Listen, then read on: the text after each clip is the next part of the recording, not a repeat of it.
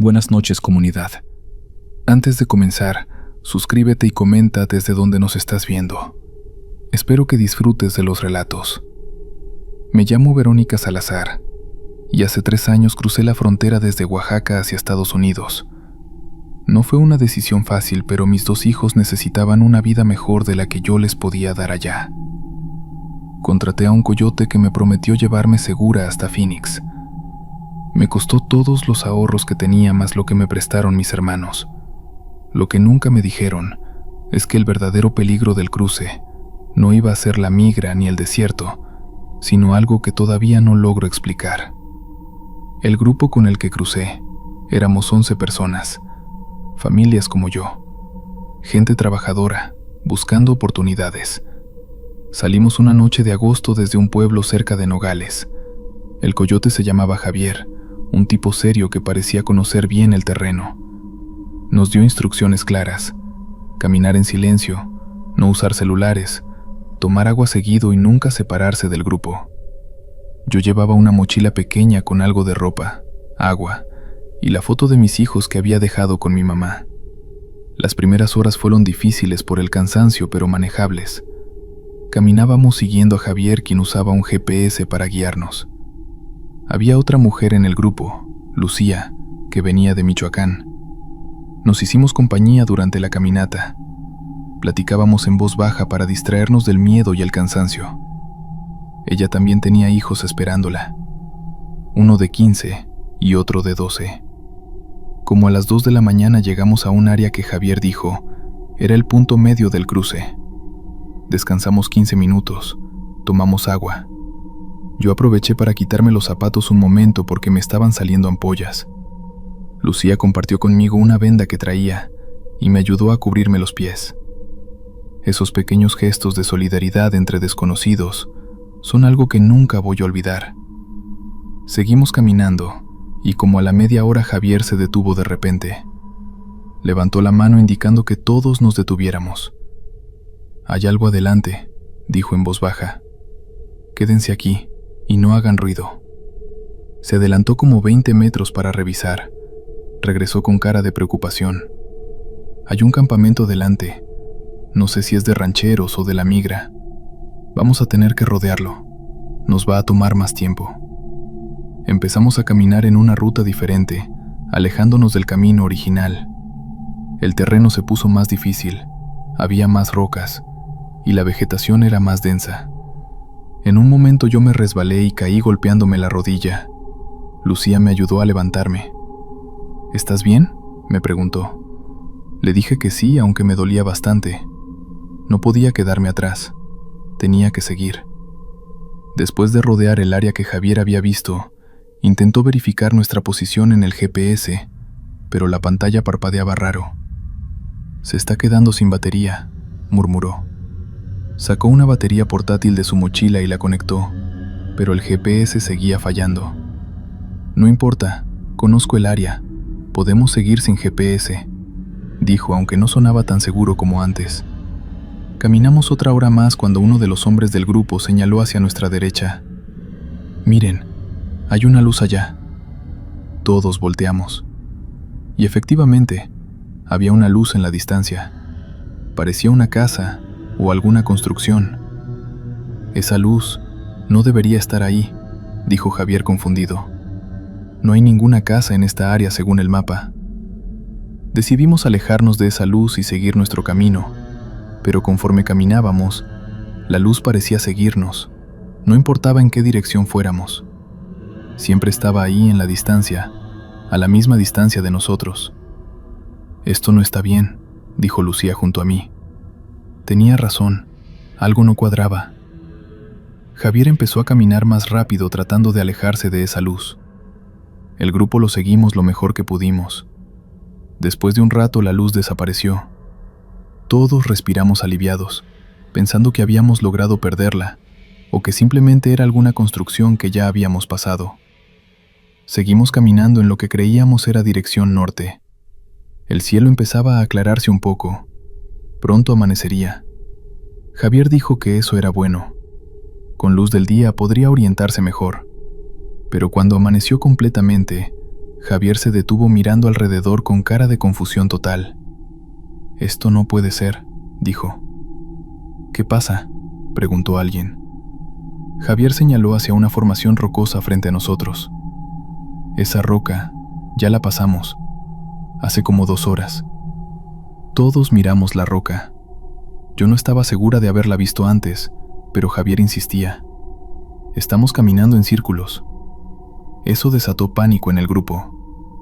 «¿Cómo vamos a estar en círculos si hemos caminado en línea recta?», preguntó uno de los hombres molesto. Javier sacó su GPS, que finalmente había vuelto a funcionar. Revisó nuestra posición y se puso pálido. «Estamos exactamente donde estábamos hace 3 horas. Hemos estado caminando, pero no nos hemos movido del lugar». «Eso es imposible», dijo Lucía. Pero cuando Javier nos mostró el GPS, efectivamente nuestras coordenadas eran casi idénticas a las de 3 horas atrás. Habíamos caminado kilómetros, sintiendo que avanzábamos, pero según el GPS habíamos estado dando vueltas en un área muy pequeña.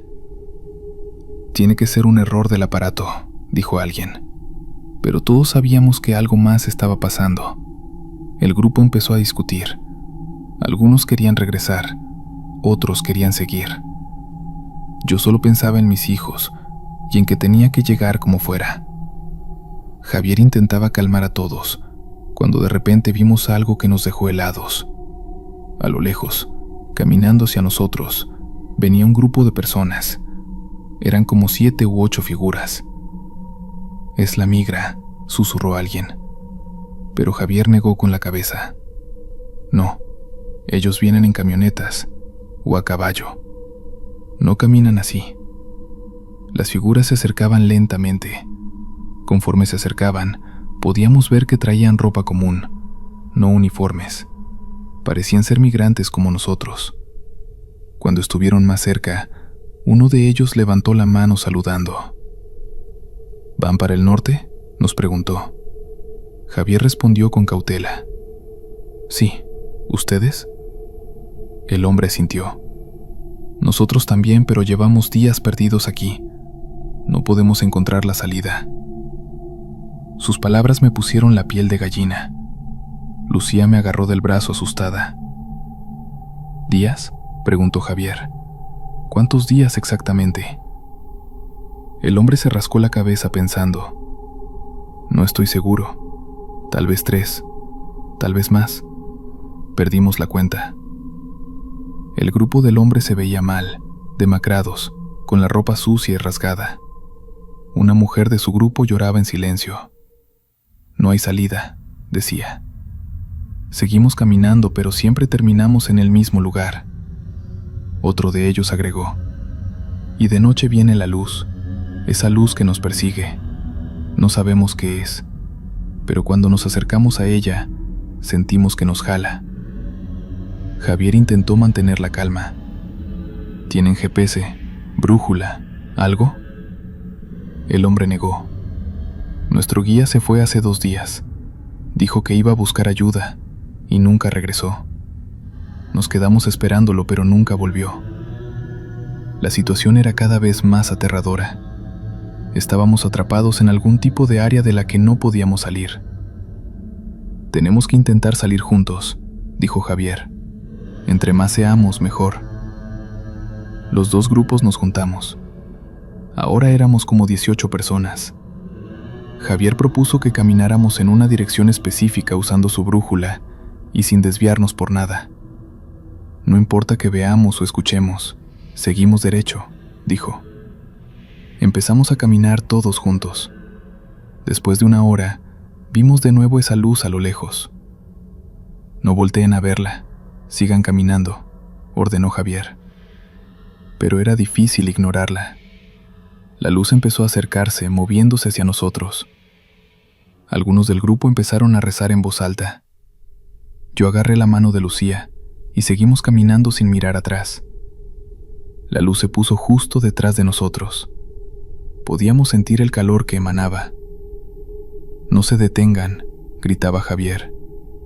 Seguimos caminando, casi corriendo, y entonces, tan repentino como había aparecido, la luz desapareció. Seguimos avanzando por lo que pareció otra hora más, cuando uno de los hombres gritó: «Miren, una carretera, efectivamente». Adelante había una carretera de terracería. Corrimos hacia ella. Cuando la alcanzamos, Javier revisó su GPS. «Ya salimos. Estas coordenadas ya son diferentes». Algunos lloraban de alivio. Caminamos por esa carretera como 30 minutos hasta que vimos venir una camioneta. Era el contacto de Javier que venía a recogernos al punto acordado. Subimos todos a la camioneta y a otro vehículo que venía detrás. Durante el trayecto nadie habló mucho. El otro grupo que habíamos encontrado perdido seguía en shock. Algunos temblaban. Cuando llegamos a la casa de seguridad en Phoenix, el grupo de ellos fue separado del nuestro. Nunca los volví a ver. Yo pasé 3 días en esa casa de seguridad, hasta que mi contacto arregló mi transporte a Los Ángeles, donde tenía trabajo esperándome. Durante esos 3 días, no pude dormir bien. Cada vez que cerraba los ojos veía esa luz persiguiéndonos. Lucía estaba en la misma casa que yo, y platicamos sobre lo que habíamos vivido. «Nadie nos va a creer si lo contamos», me dijo. Llegué a Los Ángeles y empecé a trabajar limpiando casas. Con el tiempo, junté suficiente dinero para traer a mis hijos conmigo de forma legal. Ahora, llevamos una vida tranquila aquí. Mis hijos van a buenas escuelas y tienen oportunidades que nunca hubieran tenido en Oaxaca. Valió la pena el sacrificio, pero nunca le he contado a nadie, ni siquiera a mis hijos, lo que realmente pasó esa noche en el desierto. A veces pienso en ese otro grupo que encontramos perdido, en su guía que desapareció. ¿Lograrían salir todos? ¿O algunos siguen atrapados ahí, caminando en círculos, perseguidos por esa luz inexplicable? El desierto entre México y Estados Unidos se traga muchas historias. Cada año desaparecen personas que intentan cruzar y nunca se sabe qué pasó con ellas. Yo tuve suerte de salir, pero sé que hay otros que no corrieron con la misma suerte. Y ahora cada vez que escucho noticias de migrantes desaparecidos en el desierto, no puedo evitar preguntarme si encontraron esa misma luz, ese mismo lugar del que no se puede salir. Continuamos con la segunda historia. Trabajo en una pollera desde hace 6 años. Mi nombre es Omar y ayudo a gente a cruzar la frontera entre Sonora y Arizona. Sé que mucha gente juzga lo que hago, pero para mí es ayudar a familias que buscan una vida mejor.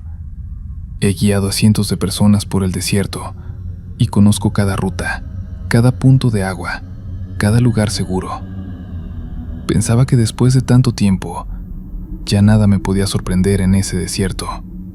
Pero lo que me pasó hace 4 meses me demostró que hay cosas allá afuera, que van más allá de lo que cualquier guía puede prepararte. Era julio, pleno verano. El peor momento para cruzar por el calor extremo, pero también cuando más gente lo intenta porque hay más trabajo del otro lado. Me asignaron un grupo de 8 personas, 3 hombres jóvenes, 2 mujeres, una pareja mayor y un chavo como de 19 años que iba solo.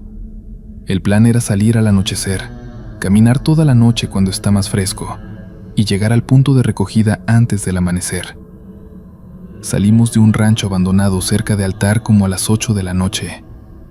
Les di las instrucciones básicas: caminar en silencio, no separarse del grupo, tomar agua cada hora aunque no tengan sed, y sobre todo seguirme sin cuestionar. El desierto de noche es peligroso no solo por la migra, sino por el terreno, los animales y lo fácil que es perderse.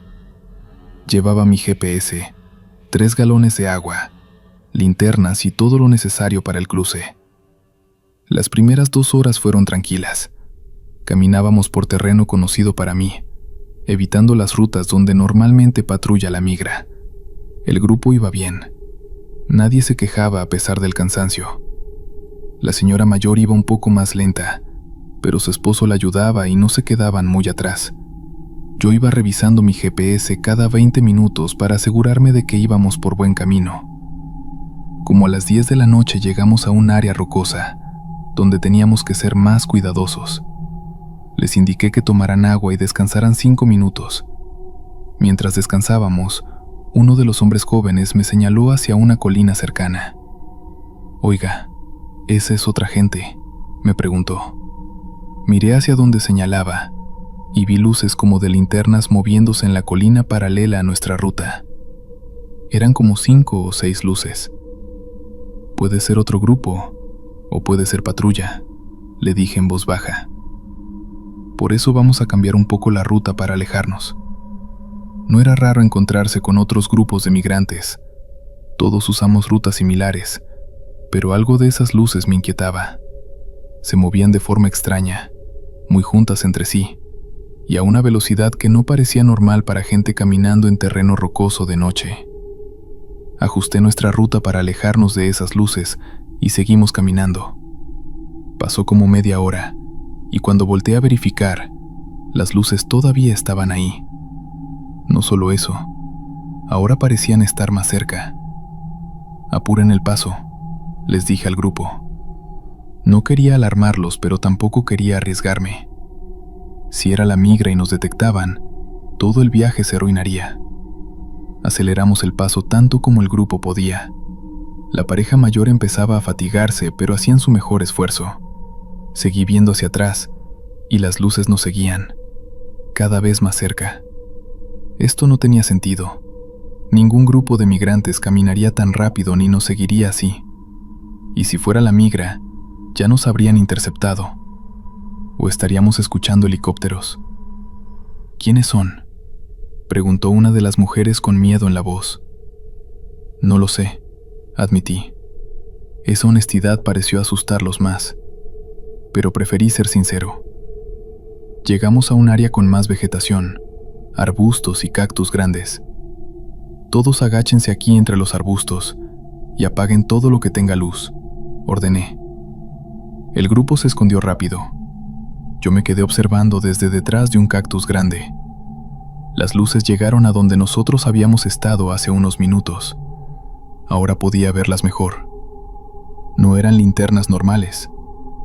La luz que emitían era de un color extraño, como azulado.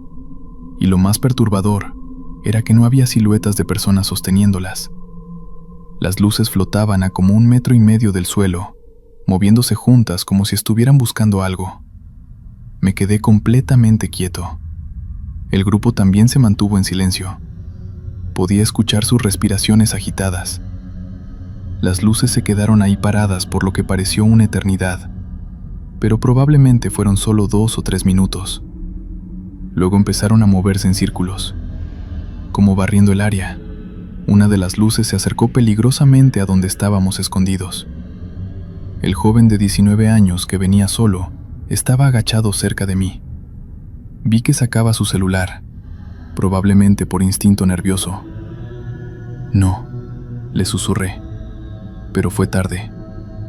La pantalla se prendió iluminando su cara por un segundo antes de que la apagara. Las luces reaccionaron inmediatamente. Todas se voltearon en nuestra dirección y empezaron a acercarse rápido. «Corran», les dije al grupo. No había tiempo para ser estratégico. Todos se levantaron y corrimos entre los arbustos, sin importar hacia dónde. Las luces nos seguían, cada vez más cerca. Podía escuchar un zumbido viniendo de ellas, como de electricidad o insectos. Un sonido que te ponía los pelos de punta. Una de las mujeres tropezó y yo me regresé a ayudarla a levantarse. Cuando lo hice, una de las luces pasó justo sobre nosotros. El calor que emitía era intenso, como estar junto a una fogata. La mujer gritó y seguimos corriendo. No sé cuánto tiempo corrimos, tal vez 10 minutos que se sintieron como horas. Finalmente las luces se detuvieron de seguirnos. Se quedaron atrás, agrupadas, y luego simplemente se elevaron hacia el cielo y desaparecieron como si se hubieran apagado. Nos detuvimos todos exhaustos, algunos llorando, todos asustados. «¿Qué fue eso?», preguntó el esposo de la pareja mayor. «No lo sé», respondí honestamente. En todos mis años cruzando gente nunca había visto algo así. Revisé mi GPS y nos habíamos desviado bastante de la ruta planeada. Peor aún, habíamos corrido hacia el este cuando debíamos ir norte. Tomé un momento para calmar al grupo y reorganizarme. Revisé que todos estuvieran bien. Nadie estaba lastimado de gravedad, aunque varios tenían rasguños de los arbustos. Necesitamos regresar a la ruta, les dije. Pero cuando intenté usar mi GPS para reorientarnos, la pantalla mostraba estática. Lo apagué y lo prendí varias veces. No funcionaba. Mi celular tampoco tenía señal, lo cual era normal, pero tampoco me dejaba abrir el mapa offline que tenía descargado. ¿Estamos perdidos?, preguntó el joven que había prendido su celular. Técnicamente sí, pero no quería admitirlo. Estamos desviados, pero conozco el área. Puedo guiarlos. Mentí parcialmente. Conocí el desierto en general, pero no exactamente dónde estábamos en ese momento. Miré las estrellas tratando de orientarme. Identifiqué el norte y empezamos a caminar en esa dirección. Caminamos por 2 horas más. El grupo estaba al límite de su energía y ya habíamos consumido más agua de la planeada por la corrida. Yo mismo estaba desorientado. Nada del terreno me parecía familiar. Necesitamos descansar hasta que amanezca, decidí finalmente. Con luz del día podré orientarme mejor. Encontramos un área semiprotegida entre unas rocas y nos acomodamos ahí. Nadie podía dormir realmente. Todos estábamos alerta, mirando constantemente alrededor, esperando que esas luces aparecieran de nuevo. Yo me quedé despierto toda la noche haciendo guardia. Como a las 5 de la mañana, empezó a amanecer. Con la primera luz del día pude ver mejor dónde estábamos, y reconocí una formación rocosa a lo lejos que había visto en cruces anteriores. Ya sé dónde estamos, les dije al grupo. Les calculé que estábamos como a 2 horas del punto de recogida si caminábamos directo. El problema era que con el desvío estábamos en un área más expuesta, donde había más riesgo de ser detectados por patrullas. Tenemos que movernos rápido, les expliqué. El grupo, aunque exhausto, entendió la urgencia. Caminamos lo más rápido que pudimos por terreno abierto. A mitad de camino tuvimos que escondernos porque pasó un helicóptero de la patrulla fronteriza. Esperamos 20 minutos hasta que se alejó y continuamos. Finalmente, como a las 8 de la mañana, llegamos al punto de recogida. Los vehículos ya estaban ahí esperando, con otros 2 grupos que habían cruzado por rutas diferentes. Subimos al grupo y yo me subí también. Durante el viaje hacia la casa de seguridad, nadie habló de lo que habíamos visto. Era como si todos hubiéramos acordado silenciosamente no mencionarlo. Pero cuando llegamos y el grupo se bajó, la pareja mayor se me acercó. «Gracias por sacarnos de ahí», me dijo el señor. «Esas cosas, sean lo que sean, no eran de este mundo. Esa fue mi última vez como guía». Le dije a mi contacto que ya no podía seguir haciéndolo. Inventé una excusa sobre mi familia. La verdad es que no podía quitarme de la cabeza esas luces, ese zumbido, esa sensación de estar siendo cazado por algo que no entendía. He escuchado historias de otros coyotes sobre cosas extrañas en el desierto, luces inexplicables, voces que llaman tu nombre, sombras que caminan solas. Siempre pensé que eran exageraciones o alucinaciones por el calor y el cansancio, pero ahora sé que hay algo más ahí afuera. El desierto guarda secretos que van más allá del peligro de la migra o los elementos naturales. Hay cosas que habitan esas tierras vacías, cosas que tal vez han estado ahí desde antes de que hubiera fronteras o migrantes. Y esas cosas no quieren ser encontradas, o tal vez están buscando algo que no podemos comprender. Vamos con la tercera historia. Nunca imaginé que una simple pregunta en medio del desierto pudiera marcarme para siempre. Pero esa madrugada entendí que no todo lo que se encuentra en el camino es humano o está vivo. Yo venía cargando semanas de cansancio, hambre y ese miedo constante que te acompaña cuando cruzas territorio desconocido sin papeles, sin guía y sin nadie que responda si algo sale mal. Aún así, nada me preparó para lo que pasó aquella noche. Yo había salido de un pequeño grupo 2 días antes. Íbamos juntos desde la frontera sur, pero empezaron los problemas. Broncas internas, ritmos distintos, gente que quería avanzar más rápido y otros que simplemente no podían seguir. Al final decidí caminar solo un tramo para evitar discusiones. Lo hice confiado, pensando que luego podría alcanzar a otros migrantes más adelante, como ya había pasado antes. Era la madrugada y el frío golpeaba fuerte. Las dunas brillaban apenas con la luz muy tenue de una luna escondida entre nubes delgadas. El silencio era extraño, casi demasiado perfecto, como si algo estuviera esperando a que yo bajara la guardia. Llevaba horas sin ver a nadie, y cuando uno pasa tanto tiempo solo, la cabeza empieza a jugarte en contra. Caminaba con la mirada fija en mis propios pasos cuando escuché algo que no debía estar ahí. Unas pisadas rápidas, suaves, como si alguien más estuviera caminando cerca, pero sin intentar ocultarse. Al principio pensé que era un animal. Me detuve un segundo a escuchar, pero las pisadas también se detuvieron. Me dio desconfianza. Aceleré el paso sin voltear, porque uno aprende pronto que a veces es peor mirar. El aire se volvió más frío de repente, lo suficiente para que me doliera respirar. Fue entonces cuando escuché una voz a mi lado, tan clara como si hubiera salido de la nada. «Disculpa, voy bien para la ruta norte». Me giré tan rápido que casi tropecé, y ahí estaba ella, una mujer, morena, pelo largo, amarrado en una coleta floja. Cargaba una mochila pequeña, demasiado pequeña para alguien que cruzaba un desierto así. Sus ojos estaban muy abiertos, como si no hubiera dormido en días, pero no mostraba miedo, solo vacío. Eso es lo que recuerdo, un vacío raro. Me quedé congelado. No sabía cómo no la había visto acercarse. No había ruido, ni luz, ni señales de que viniera desde alguna dirección. Simplemente estaba ahí. ¿La ruta norte?, repetí para ganar tiempo. Sí, creo que es por aquí. Yo también voy hacia allá. Ella asintió con un gesto lento, casi mecánico. Gracias. ¿Puedo caminar contigo unos minutos? Tomé aire.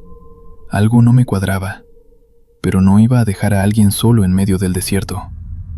Todos sabemos lo que eso significa. Sí. Claro, le respondí. Comenzamos a caminar. No hablaba, no respiraba fuerte, no hacía ruido, ni sus pasos sonaban. Yo pensaba que quizá estaba demasiado cansado para escuchar bien, pero aún así, algo en mi cerebro insistía en que aquello no era normal. Después de unos minutos quise romper el silencio. ¿De dónde vienes?, pregunté. Del sur, contestó sin detalles. ¿Viajas sola? Sí. ¿Desde cuándo? Hubo un silencio. Largo. Muy largo. Finalmente respondió. Desde que me quedé atrás.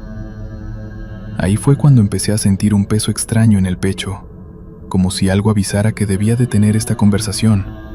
Pero ya era tarde.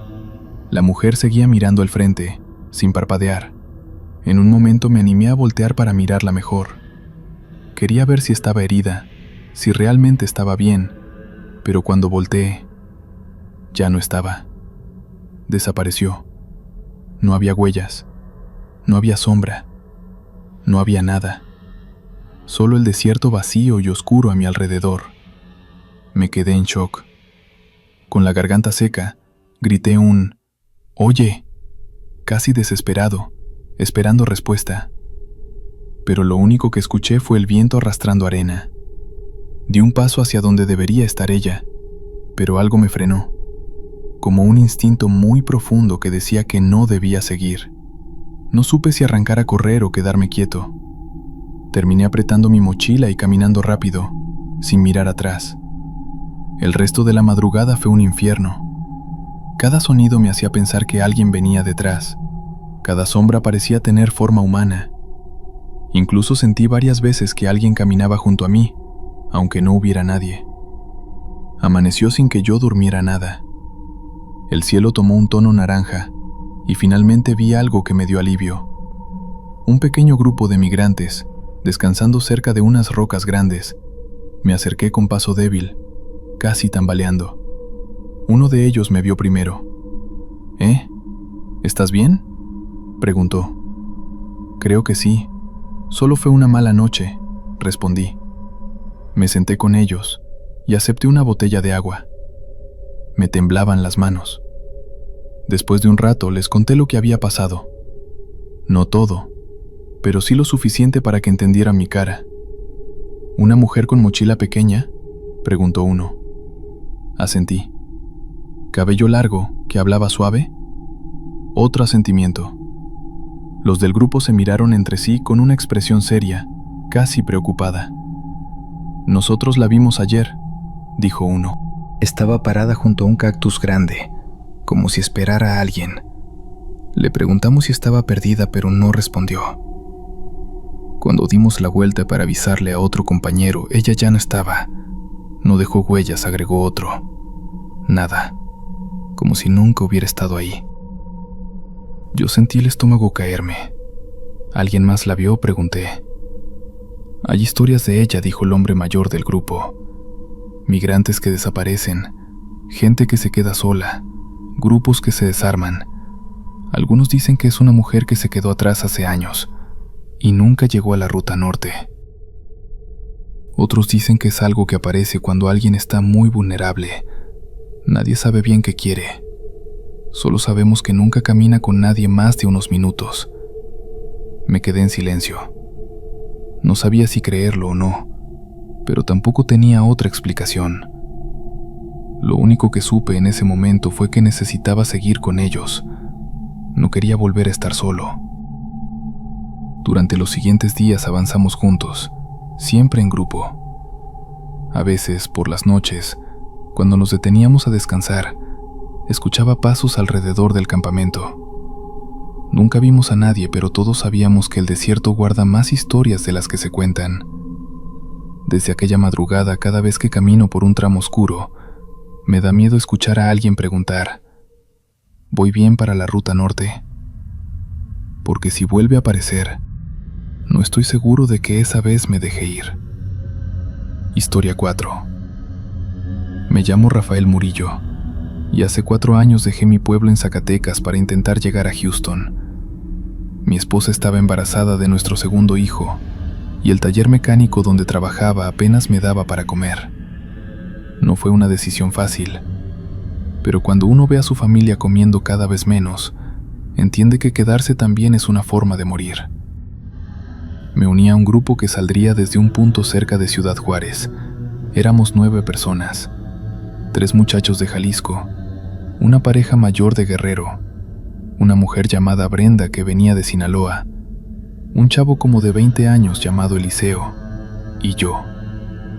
El guía, al que todos llamaban el Güero, era un hombre joven, flaco, con bigote ralo y una voz tranquila que inspiraba confianza. Cobraba caro, pero aseguraba conocer rutas donde ni los drones ni los sensores de calor llegaban. Cada uno llevaba solo una mochila pequeña. A mí me recomendaron traer agua, unas latas, suéter ligero y una manta térmica. En la bolsa interior guardé una foto de mi esposa y mi hija de 3 años. Era lo único que no podía dejar atrás. Salimos una noche sin luna. El Güero nos pidió caminar separados por unos metros para no dejar un rastro obvio. No prendan celulares para nada, dijo, y pase lo que pase, no se alejen del grupo. Era un terreno seco, lleno de piedras filosas. A la hora ya sentía las plantas de los pies ardiendo, pero apreté el paso. Los demás también iban en silencio, concentrados en avanzar.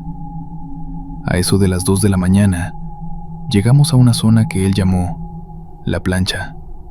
Terreno completamente plano, sin vegetación, cubierto de tierra dura, según el Güero. Era el punto más crítico porque desde lejos se veía cualquier movimiento. Nos dijo que cruzáramos rápido, sin detenernos. Todo marchaba relativamente bien, hasta que Brenda susurró. ¿Escucharon eso? Era un sonido tenue, como un silbido muy largo, sostenido, que parecía venir del viento. Algunos se quedaron quietos, mirando alrededor. No se veía nada. No había luces, no había animales, no había nada que pudiera producir ese sonido. El güero nos hizo una seña irritada, como diciendo, no pasa nada, y seguimos. Pero el silbido se repitió, más largo, más claro. Yo intenté ignorarlo, pero sentí que la piel se me enchinaba. Caminamos otros 10 minutos, y de pronto, Eliseo se detuvo. Oigan, ¿y esas huellas? Todos miramos. A unos metros había una fila de pisadas perfectamente marcadas, como si varias personas hubieran pasado corriendo en la misma dirección.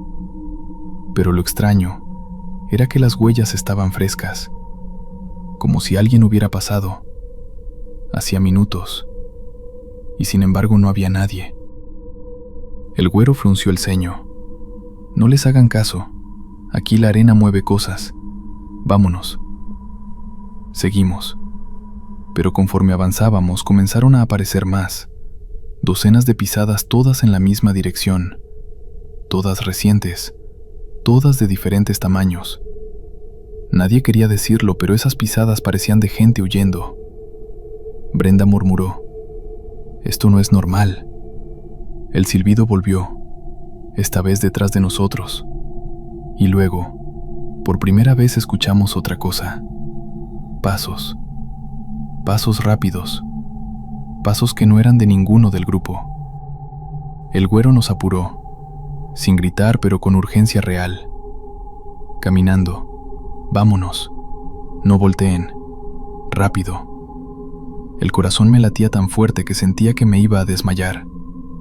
Los pasos se acercaban, eran muchos, como si un grupo entero viniera detrás de nosotros, a pocos metros. Pero cuando volteé, no vi nada, nada más que la planicie oscura. Seguimos acelerando, casi corriendo, hasta llegar a una zona con arbustos secos donde el güero dijo que descansaríamos 5 minutos. Nadie quiso sentarse, nadie quería pagar esa adrenalina que era lo único que nos mantenía en pie. Eliseo fue el primero en hablar. Juro por Dios que alguien venía atrás de nosotros. Escuché cómo respiraban. La pareja de Guerrero estaba temblando. Brenda no paraba de mirar sobre su hombro. ¿Tú sabías de esto?, le pregunté al güero. ¿Qué es esa cosa? Él negó, pero no parecía convincente. No es nada. El desierto engaña, pero su voz tembló apenas. Yo lo noté. Seguimos caminando, y la sensación de ser observado se intensificó. Era como si cientos de ojos nos siguieran desde la oscuridad. Cada tanto escuchábamos ese silbido largo, que resonaba como si estuviera al lado de nuestras orejas. A pesar de que no venía de ningún lugar real, cerca del amanecer, la mujer de Guerrero gritó, «Ahí, hay gente». Todos volteamos. A la distancia, entre la bruma del alba, se veían sombras, no personas completas, sombras que caminaban encorvadas, en silencio, todas en la misma dirección. Eran muchas, cientos. El güero palideció. «No se acerquen, no los miren fijo, solo sigan». Pero una de las sombras se separó del montón y vino hacia nosotros. Parecía caminar, pero no hacía ruido, no levantaba polvo, solo avanzaba, como si flotara a unos centímetros del suelo. Brenda empezó a llorar. Eliseo retrocedió tropezando. «¿Qué es eso?», gritó. «Dios santo, ¿qué es eso?». El güero se puso delante del grupo, caminando. «No se detengan, no respinguen». Pero nadie podía moverse. La sombra se acercó más, y por un segundo pude ver su contorno con claridad. Era la figura de una persona adulta, pero completamente negra, como si absorbiera la luz en vez de reflejarla. No tenía rostro, solo un vacío. Y entonces desapareció, así, sin sonido, sin movimiento. De un instante a otro ya no estaba. No gritamos, no podíamos. Era como si la garganta nos hubiera quedado congelada. El güero nos obligó a seguir caminando. «No nos pueden tocar si no los miramos fijo», repetía. «No nos pueden tocar si no los miramos». Decía eso como si fuera una regla que conocía desde antes. A media mañana encontramos algo que nos remató el miedo. Un campamento abandonado, mochilas rotas, ropa tirada, restos de fogata, pero ni un solo cuerpo. Como si la gente hubiera salido corriendo en medio de la noche y jamás hubiera regresado. El güero revisó unas identificaciones tiradas entre la tierra. Tragó saliva. Esto es de un grupo que cruzó hace 2 semanas. Yo conocía a su guía. Nadie preguntó más. Era obvio que no habían salido de ahí. Caminamos sin descansar por horas, siguiendo una ruta que rodeaba un cañón. A cada rato veíamos sombras caminando a lo lejos, todas en silencio. Algunas se quedaban quietas observándonos, otras se movían en la misma dirección que nosotros, como si intentaran alcanzarnos. Ese día entendí que el desierto guarda más que huesos y cuerpos. Guarda lo que queda de las personas que nunca lograron salir. Llegamos al borde de una meseta y el güero exhaló aliviado. Desde aquí ya estamos cerca. Solo falta bajar, cruzar un arroyo seco y seguimos hacia el punto seguro. Pero el arroyo estaba lleno de algo que ninguno esperaba ver. Huellas, miles de huellas humanas marcadas en el barro seco, todas superpuestas, todas recientes. Como si todos los que habían cruzado antes hubieran intentado pasar por ahí al mismo tiempo. Brenda cayó de rodillas llorando. No quiero seguir. No quiero bajar ahí. El güero la levantó casi a la fuerza. Si nos quedamos arriba es peor. Ellos no bajan, pero sí suben cuando cae la noche. No teníamos opción. Bajamos uno por uno. El barro seco crujía bajo los zapatos. El silencio era tan pesado que parecía tener forma. De pronto, Eliseo se detuvo y señaló una marca en el suelo. No era una huella, era un arrastre, como si algo hubiera sido jalado por la tierra misma. Todos sentimos el estómago revolver. Aceleramos el paso. Si ese arroyo tenía algo, no queríamos averiguarlo. Salimos de ahí justo cuando el sol empezaba a esconderse. Volví a escuchar el silbido. Más cerca, como si nos llamara por nuestros nombres. El güero gritó, corriendo. Ya casi llegamos. Corrimos. No sé de dónde saqué fuerzas. Solo sé que mientras avanzábamos, a nuestras espaldas se escuchaban pasos, muchos, rápidos, como si un ejército entero nos persiguiera. Pero no volteé. Nadie volteó. Cuando finalmente vimos la luz de la camioneta que vendría a recogernos, todos caímos al suelo, llorando, riendo, temblando. El güero fue el último en subir. Se quedó mirando hacia el desierto por varios segundos. Ojalá algún día los dejen ir, murmuró. Nadie preguntó a quién se refería. En Houston encontré trabajo en una construcción. Mi esposa y mis hijos están conmigo ahora. Tenemos una vida sencilla pero estable. A veces sonrió pensando en que lo logré. Pero cada noche, cuando cierro los ojos, escucho ese silbido largo, suave, arrastrándose entre mis sueños. Y me pregunto si esa gente que vimos, esas sombras que seguían un camino interminable, alguna vez fueron como nosotros, migrantes buscando vida, atrapados en un desierto que guarda lo que nadie quiere mirar, o si siguen ahí, caminando detrás de nosotros, esperando que algún día terminemos volviendo al mismo sitio donde ellos quedaron atrapados para siempre. Continuamos.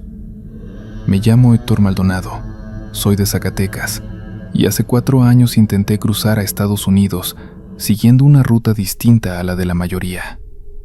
Yo ya había intentado cruzar 2 veces por el desierto, pero ambas veces terminé detenido por la migra y deportado. La tercera vez, quise intentarlo por un camino que, según me prometieron, era más seguro. No lo era, ni tantito. El coyote que me contactó se hacía llamar El Rulas, un tipo flaco, de mirada nerviosa, que juraba saber rutas clandestinas que pasaban por viejas estructuras subterráneas, usadas décadas atrás para mover mercancía. No me especificó qué tipo de mercancía, pero tampoco necesitaba saberlo. Yo lo único que quería era llegar y mandar dinero para mi mamá y mi hermano menor. El grupo con el que salí era pequeño, 6 personas. Entre ellos estaba Mateo, un chavo de Chiapas de apenas 20 años, doña Amalia, una señora de Guerrero que buscaba reunirse con su hija, una pareja de Sinaloa, Lidia y Ramón, y un hombre callado que se hacía llamar el Jarocho, que nunca supe de dónde era en realidad. Caminamos 2 noches enteras por caminos de terracería, hasta que el Rulas anunció que ya habíamos llegado al acceso. Esperaba algún túnel grande, algo como en las noticias, pero no. Era una entrada diminuta, escondida entre arbustos secos y rocas, cubierta por una lámina oxidada y asegurada con un candado viejo que él rompió con una cizalla. De aquí en adelante, nadie prende el celular, dijo mientras nos hacía señas para entrar. Es un tramo corto, unas 2 o 3 horas. Está húmedo y huele feo, pero es seguro. Si hubiera sabido lo que pasaría allá adentro, hubiera preferido caminar por el desierto 100 veces. El túnel al principio era amplio, con muros de concreto agrietado y marcas viejas de pintura. El aire era pesado, cargado de humedad y un olor desagradable que no supe identificar. Caminábamos en fila, usando linternas pequeñas que el mismo Rulas nos había repartido. A los pocos minutos, el túnel se empezó a estrechar. La temperatura bajó. Se escuchaban gotas cayendo aquí y allá. Yo sentía un nudo en el estómago, pero seguía caminando porque no había vuelta atrás. Después de media hora, llegamos a una sección donde la estructura cambiaba por completo. Ya no era concreto. Eran paredes de tierra viva, como si hubieran cavado con prisa, como si los túneles fueran improvisados. El techo estaba tan bajo que teníamos que caminar encorvados. «Esto es nuevo», murmuró el Rulas, mirando alrededor con inquietud. A nadie le gustó escuchar eso. Seguimos avanzando entre pasadizos cada vez más angostos. El olor se intensificaba. Era como humedad mezclada con algo orgánico, pero podrido. Yo intentaba respirar por la boca para aguantarlo. Entonces escuchamos algo que todavía me cuesta describir. Era un sonido rasposo, repetitivo, como telas rozando la tierra. Algo moviéndose, arrastrándose, pero lento, demasiado lento como para ser un animal normal. «¿Escucharon eso?», susurró Mateo. Nadie respondió, pero todos sí lo habíamos escuchado. El Rulas nos dijo que mantuviéramos el paso, que solo era un animal, quizá un tlacuache o un perro que se había metido. Pero él mismo llevaba la linterna temblando. Al llegar a una intersección, los túneles se dividían en 3. El Rulas frunció el ceño. «Esto no estaba». Así murmuró. La frase no celó la sangre. Eligió el túnel de la izquierda. Avanzamos unos 20 minutos y el olor empeoró hasta volverse insoportable. Después, las paredes empezaron a teñirse de un color oscuro, como manchas. Cuando Mateo acercó la linterna, nos dimos cuenta de que eran rasguños. Garra, uña, herramienta. No sé, pero alguien o algo había arañado esa tierra durante mucho tiempo. «Tenemos que regresar», dijo Lidia, temblando. Pero regresar no era opción. Al voltear, vimos algo que nos dejó paralizados. El pasadizo por el que habíamos pasado se había derrumbado. Un bloque de tierra compacta nos bloqueaba el camino. «No puede ser», gritó el Rulas golpeando la pared. «Esto no se cae solo». Nadie quería decirlo, pero todos pensamos lo mismo. Algo lo había provocado. Seguimos por obligación hacia adelante. Cada metro se sentía más pesado. Ya no escuchábamos ese arrastre detrás, pero tampoco era consuelo. El pasillo se hacía más angosto, tanto que doña Amalia empezó a llorar diciendo que no podía respirar. Fue entonces cuando encontramos la primera señal de que no éramos los primeros en quedar atrapados ahí. Una mochila vieja tirada en el suelo, rota, cubierta de tierra seca. Dentro había una cartera sin dinero, una Biblia pequeña y un pasaporte mexicano lleno de polvo. Estaba a nombre de un tal Alejandro Rojas, de Sonora. Nadie del grupo lo conocía. «Esto debe tener años aquí», dijo Ramón mirando alrededor. Y justo cuando dijo eso, volvimos a escucharlo. Ese arrastre, esa fricción contra la tierra, esta vez más cerca. Mucho más cerca, pero no venía detrás. Venía por encima. Todos levantamos la mirada. El techo estaba cubierto de marcas de garras, como si algo se moviera entre las capas superiores de tierra, acechándonos desde arriba, siguiendo nuestros pasos. No era un animal, no se movía como uno, se movía como si nos estuviera buscando. El Rulas nos gritó que corriéramos. Avanzamos casi a ciegas, chocando entre nosotros, tirando mochilas, arrastrando los pies como podíamos dentro del túnel estrecho. El sonido nos seguía, acompañándonos por encima, como si el techo fuera delgado y pudiera romperse en cualquier momento. Llegamos a una cámara más amplia, como un cuarto subterráneo. Ahí encontramos algo que me persigue hasta hoy. Un campamento improvisado. Sacos viejos, latas oxidadas, manchas de humo en el techo. Pero lo peor eran las marcas. Había líneas talladas en las paredes, docenas, cientos, rayas verticales agrupadas de 5 en 5. Parecía que alguien llevaba la cuenta de los días, o las víctimas. No sé qué resulta más horrible. En el centro del cuarto había un agujero irregular en el suelo, como si la tierra hubiera sido removida desde abajo. Y el olor, Dios, el olor venía de ahí. Tenemos que salir, ya dijo el jarocho. Por primera vez, hablando con firmeza, escogimos el único túnel que salía de esa cámara. Y antes de entrar, se escuchó un crujido arriba, como si algo se partiera lentamente. No esperamos para averiguar qué era. Corrimos como si la vida dependiera de ello, porque así era, después de un tiempo que no sabría medir minutos, horas. No sé, vimos luz natural, filtrándose al fondo. No la perseguíamos, simplemente estaba ahí, al final del túnel. Cuando salimos, el aire fresco me quemó los pulmones. Estábamos en algún punto del monte, lejos de todo, respirando, llenos de tierra, y enteros, los que quedábamos. Porque durante la carrera, doña Amalia desapareció. Nadie vio cuándo ni cómo. Solo, ya no estaba. El Rulas quiso regresar por ella, pero Mateo lo detuvo. Si regresas, no sales, le dijo con lágrimas en los ojos. Creo que todos sabíamos que tenía razón. Tardamos horas en encontrar una carretera. Un camionero nos recogió y nos llevó a un pequeño pueblo del otro lado. Nunca volvimos a ver al Rulas. El jarocho se fue sin despedirse. Lidia y Ramón consiguieron llegar a casa de un primo en Tucson. Mateo y yo nos quedamos juntos un tiempo, trabajando en lo que fuera. Luego perdí contacto con él. Hoy vivo en Nevada, legalmente, trabajando en construcción.